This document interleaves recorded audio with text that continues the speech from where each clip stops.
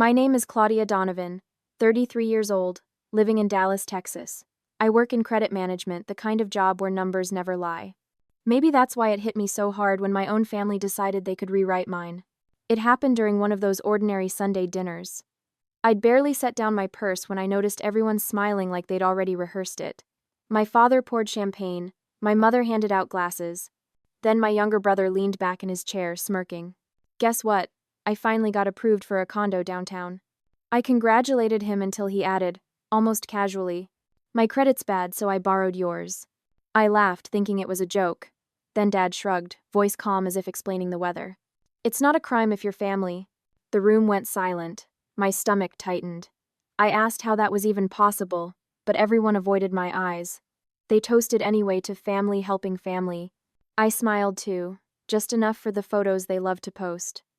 But behind that smile, my mind was already running through loan files, account trails, signatures that shouldn't exist. They thought I'd stay quiet, that I'd protect them like always. They were wrong. I didn't argue, I just uploaded the proof. What would you do if your own family stole your name and called it love? Follow the story, and decide for yourself before the end. The night after that dinner, my apartment felt unusually quiet. The city outside buzzed with traffic, but inside, I could hear only the hum of my refrigerator and the faint click of my keyboard. I had convinced myself I was overreacting, that maybe Evan's words were some stupid joke.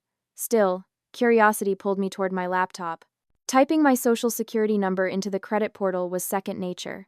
I'd done it 100 times before for clients, but never for myself with this kind of fear. When the results appeared, my stomach dropped. 2 new accounts had been opened under my name, each tied to a Dallas address I recognized after a few seconds, Evan's new condo. Scrolling through the data felt like watching a slow-motion car crash. The balances were enormous. Loan documents bore my name and a signature close enough to pass casual review. Whoever processed them never noticed that my income statement was attached to a completely different employer. I knew because I'd filed those reports myself.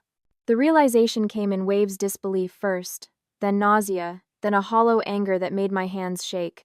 It wasn't just about stolen credit, it was about trust. My own family had used my identity as if it were a spare key. I couldn't sleep. I sat at my desk until sunrise, tracing every transaction, printing statements, building a small pile of evidence I didn't yet know what to do with. By the time the sky turned pale over Dallas, I'd already decided to drive to my parents' house. Their street looked the same as always: neat lawns, quiet porches, the smell of early morning coffee drifting from kitchen windows. Inside, the air felt heavier. My father sat at the table with the newspaper, my mother folding laundry beside him. Neither looked surprised when I walked in. It was as if they had been waiting. I placed the printed pages on the counter without a word. My father adjusted his glasses, skimmed the top sheet, and sighed. That sound told me everything. He already knew. He tried to frame it as helping Evan get on his feet. My mother murmured something about family sacrifices, but the words rang empty. They had always defended him, every bad decision, every bill they quietly paid behind closed doors. This time, though, it wasn't just enabling, it was theft. The conversation turned one-sided quickly. I wasn't shouting, but the edge in my voice made my mother flinch. My father's tone hardened into that familiar authority he'd used all my life, the one that meant the discussion was over. I told him this wasn't just unfair, it was illegal. He looked up from his paper long enough to say, calm as ever, that family handled things privately. From the hallway upstairs came the unmistakable sound of a phone notification. Evan's footsteps followed, slow and deliberate. He looked freshly showered, confident.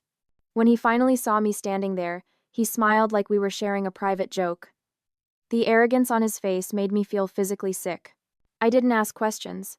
Questions implied there might still be answers I could accept. Instead, I looked at him, at my brother who had grown up under the same roof, eaten the same dinners, shared the same holidays, and felt an unfamiliar coldness settle in my chest. He said something about borrowing my credit, that it wasn't a big deal. My father didn't correct him. My mother stared at the floor. Years of restraint, of biting my tongue to keep peace, dissolved in that moment. I realized they weren't shocked by what he'd done. They were shocked that I had found out. I gathered the papers slowly, stacking them into a folder. No one tried to stop me. My father muttered something about family reputation, how we didn't need outsiders involved. My mother whispered that she hoped I'd forgive them. None of it reached me. Walking out of that house felt like leaving behind a version of myself I no longer recognized. I'd been the responsible daughter, the quiet one, the person everyone expected to understand. Now, for the first time, I didn't care about their comfort. When I reached my car, the morning sun was sharp and relentless. I sat for a long time with my hands on the wheel, heart pounding against my ribs, trying to process what had just happened. The anger had cooled into something steadier, a focus, a purpose. I wasn't sure what I'd do yet, but I knew this. Silence had protected them long enough. Later that night, the silence in my apartment felt heavier than it should have. I sat on the edge of my couch, the folder of printed statements lying beside me like a loaded weapon. Every page bore my name, my address, my signature, and his debt. For years, I'd believed that keeping calm meant keeping peace. But looking at those papers, all I could see was how silence had cost me. I turned on my desk lamp and began sorting through every financial record I could access. Credit reports, tax filings, even archived pay stubs from my early jobs. I checked them all. The deeper I went, the worse it looked. Evan hadn't just used my name once. He'd done it multiple times. 2 credit cards, a personal loan, and a car lease all under my identity. The dates stretched back nearly a year.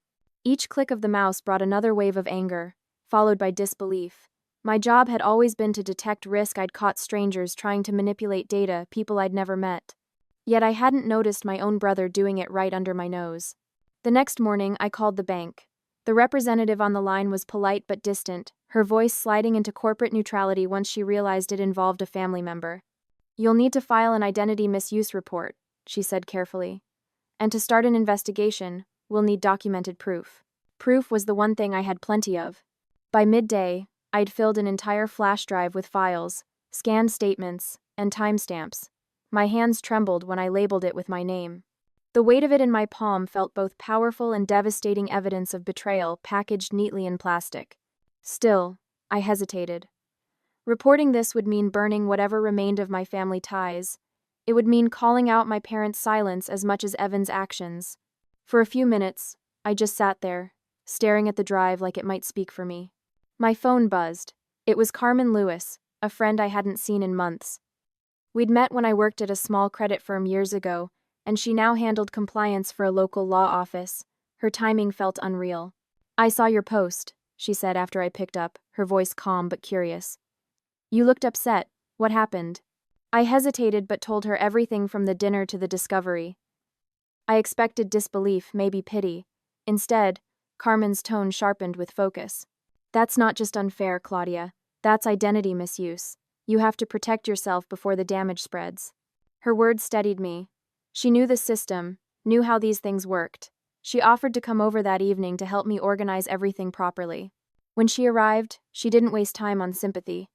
She poured 2 glasses of water, pulled her laptop from her bag, and began typing while I handed over my files. The light from the screen caught her sharp profile, composed, deliberate. "This is enough to start an inquiry," she said, scrolling through the evidence. "But you need a lawyer, someone who knows financial law. I can get you an appointment with Victor Hale. He's one of ours. You'll like him." The name meant nothing to me then, but the way she said it made me believe he could help. We worked for hours, labeling folders, drafting a summary of events, attaching scans. When we were done, Carmen leaned back, exhausted but satisfied. "You're doing the right thing," she said. That night, after she left, I sat alone again in the quiet glow of the apartment. My phone lit up with new messages. Dad asking if I'd cooled down, Mom begging me not to ruin your brother's life. Evan sent a single emoji, a smirk. I turned the phone face down. For once, I didn't respond. Instead, I opened my email and began drafting a report to the Federal Credit Bureau, attaching everything Carmen had helped me prepare. Each file upload felt like reclaiming a piece of myself. When I finally pressed send, it was as if a weight had lifted off my chest, but another one, heavier, settled just beneath it, because there was no going back. I closed my laptop, leaned back in my chair, and stared at the ceiling. Somewhere out there, my family was still pretending nothing had happened, still convinced that loyalty meant silence. They'd soon learn that silence could be broken permanently. The following week began with an email I couldn't ignore. Carmen had arranged an appointment with Victor Hale, a financial law specialist known for dealing with family-related misuse cases. Just seeing his name made my chest tighten. Going through with this meant making everything real. His office sat on the 20th floor of a glass building downtown, overlooking a city that seemed too clean, too detached from what my life had become. The air inside smelled faintly of leather and disinfectant. Every footstep echoed against polished marble floors as if reminding me that silence had a sound. When Victor entered, I understood why Carmen trusted him. He carried the calm certainty of someone used to walking into chaos. His silver hair framed a face that revealed patience more than pity. He greeted me with quiet formality, then read through every document I had brought. While he reviewed the files, I studied the faint reflections in the office window myself, sitting there, hands folded, waiting for judgment. The minutes stretched. When he finally spoke, his voice was firm and deliberate. He explained that what had been done wasn't merely unethical. It was recognized by law as a misuse of personal credit. I didn't interrupt. I needed his words to fill the space where confusion had lived for weeks. Victor outlined each step with surgical precision. A formal notice would be sent to the financial institutions. The accounts would be frozen during review. Documentation would then move to the credit bureau for a full inquiry. His tone remained steady, but I could feel the weight behind every word. For the first time since the dinner, I felt structure returning to a life that had been knocked out of alignment. He asked if I was prepared for what might follow: the backlash, the guilt, the inevitable fractures inside my family. I nodded, even though I wasn't sure. He studied me carefully before offering 2 printed letters, one addressed to the bank, another to my parents. They were written in the kind of language that left no room for emotion, only truth. As I left his office, sunlight bounced off the glass buildings around me. The warmth should have been comforting, but instead it felt like exposure. That evening, Carmen came by my apartment, carrying takeout containers I barely touched.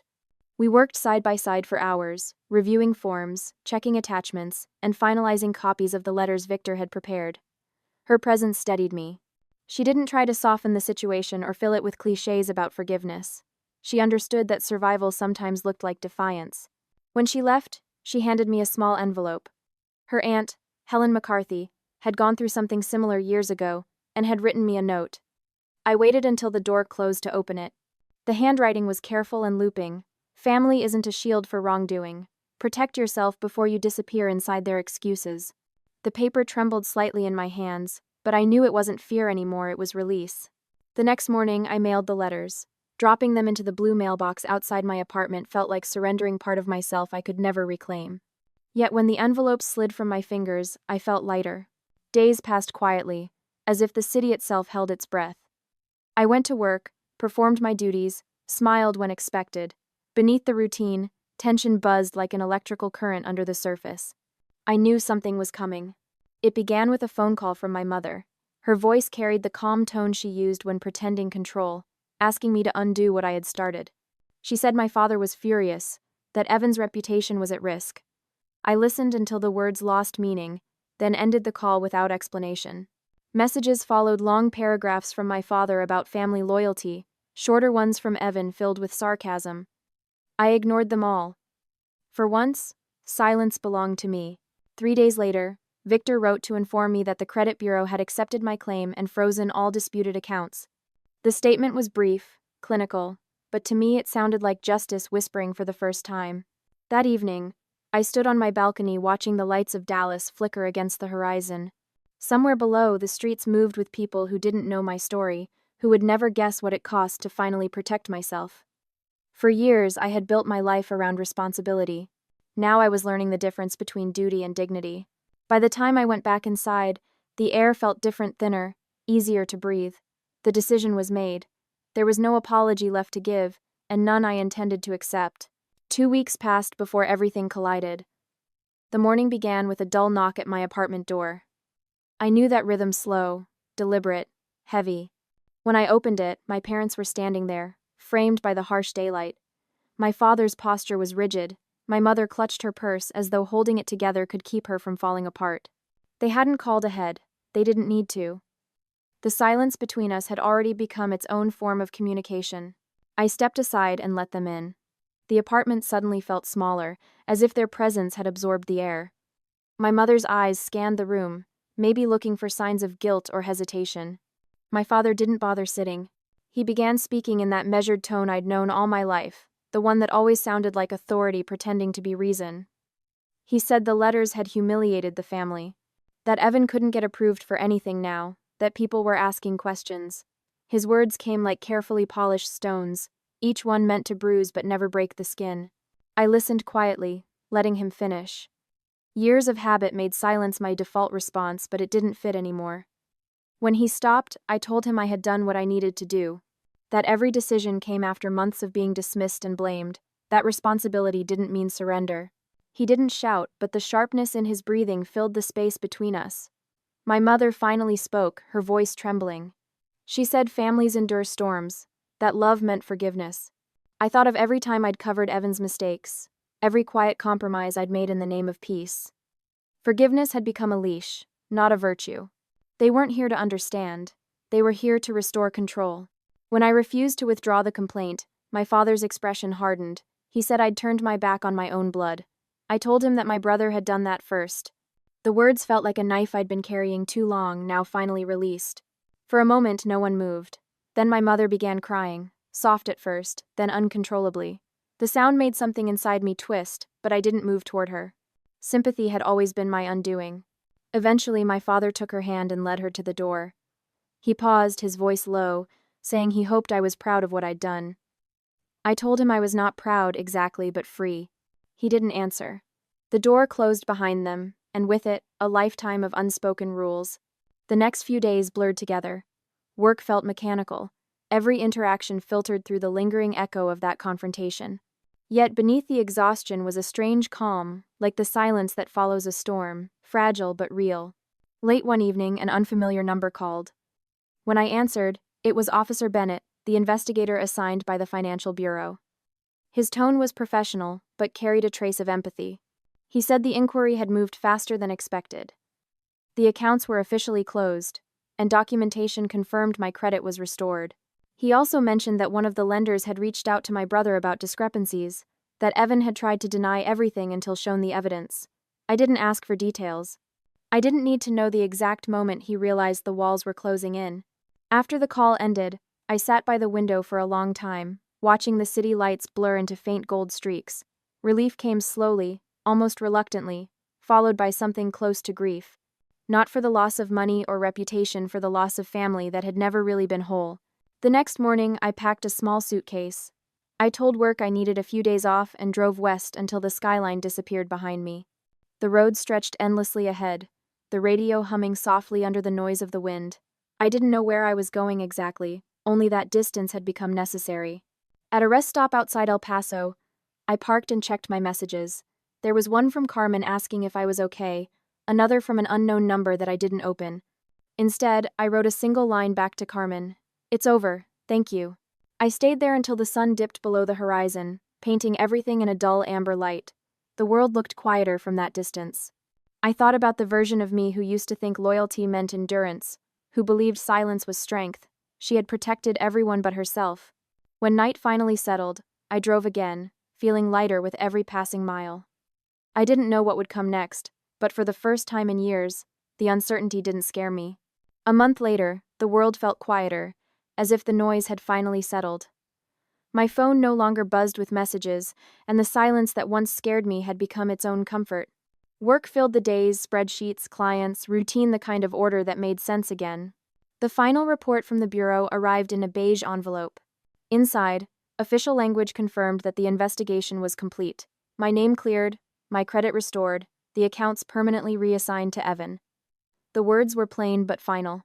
Reading them felt less like victory, and more like air after too long underwater. There was nothing about my parents. They hadn't called, and I hadn't tried. I imagined them still defending silence as virtue, believing distance meant betrayal. But for the first time, I didn't feel responsible for their choices. Some relationships ended not in arguments, but in exhaustion, a quiet understanding that nothing left to say could fix what was broken. Carmen checked in now and then. She said I looked lighter. I told her it was just sleep. Maybe it was both. We met for coffee once, and she talked about her new cases, people learning to rebuild after being taken advantage of. I listened, realizing how many versions of my story existed around me, hidden behind polite smiles and half-told truths. Dallas had shifted toward summer. The heat turned sharp, slowing everything down. I started walking home from work in the evenings, tracing streets I'd ignored for years. Sometimes I'd pass families at restaurant patios, laughing, bickering, alive. There was no jealousy, only a soft ache, the kind that came from remembering something once familiar. One night, I found an unopened notebook on my shelf. I began writing without plan or purpose fragments of thoughts, reminders, questions I hadn't asked myself before. The words weren't about my family or the investigation. They were about the strange process of rebuilding a life from inside out. It wasn't therapy, it was survival through clarity. A week later, I met Daniel Ross, a quiet analyst from a logistics company across the street. We bumped into each other at a coffee stand, both half awake, both late for work. We talked about nothing, weather, traffic, favorite books, and somehow that nothing felt like something new. Daniel never asked about my past, and I never volunteered it.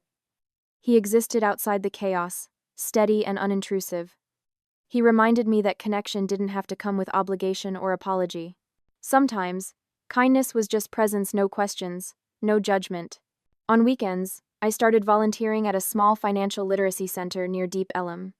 People came with the same fear I once carried: stacks of overdue bills, sleepless eyes, quiet shame. I told them what I had needed to hear, that a ruined credit score wasn't the end of a person, that trust could be rebuilt not with blind forgiveness but with boundaries and persistence. It wasn't forgiveness I practiced. It was distance, deliberate, necessary distance between what hurt and what healed.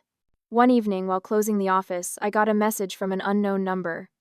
"I heard you're doing well. I'm glad." No name, but I knew. I deleted it without replying. Some chapters end only when you stop rereading them. That night, I stood on my balcony. The city glowed gold under the heavy heat of summer. Cars hummed, laughter drifted up from the street below. For once, I didn't analyze any of it, didn't measure, didn't plan. Life had become imperfect again, and I was learning to let it stay that way. Freedom didn't feel like triumph. It felt like stillness, like knowing I could stand in the same world that once tried to swallow me and not flinch. The past no longer pulled at me. It simply existed, like a faded watermark behind everything new. I closed the notebook, turned off the lights, and let the air move freely through the open window. The night was warm, unguarded, alive, and, finally, so was I. By late summer, everything that once felt chaotic had turned still. The investigation files were archived, the calls stopped, and the silence that followed was heavy but clean, the kind of silence that meant something had truly ended. Evan's financial records became public through court documents.